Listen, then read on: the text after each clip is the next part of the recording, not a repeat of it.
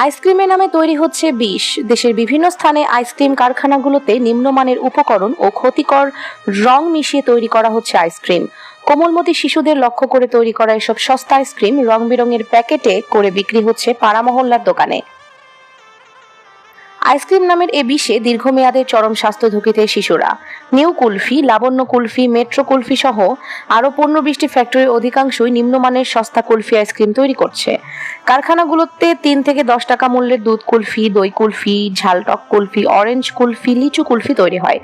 সস্তা দামের এই আইসক্রিম তৈরিতে নিম্নমানের ফুড কালার ও অত্যন্ত ক্ষতিকর উপকরণ ব্যবহার করা হচ্ছে। আইসক্রিম তৈরির জন্য যেসব উপকরণ ব্যবহার করা হয় তাও স্বাস্থ্যসম্মত নয়। আইসক্রিম তৈরির সবথেকে গুরুত্বপূর্ণ উপাদান পানীয় দূষিত। কারখানার ভেতরে নোংরা পরিবেশ, মশামাছি ঘুরে বেড়ায় অবাধে।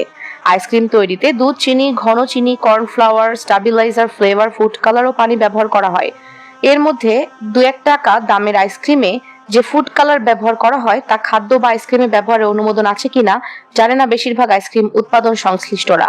দূষিত, নোংরা, অস্বাস্থ্যকর পরিবেশে তৈরি করা হয় এসব আইসক্রিম।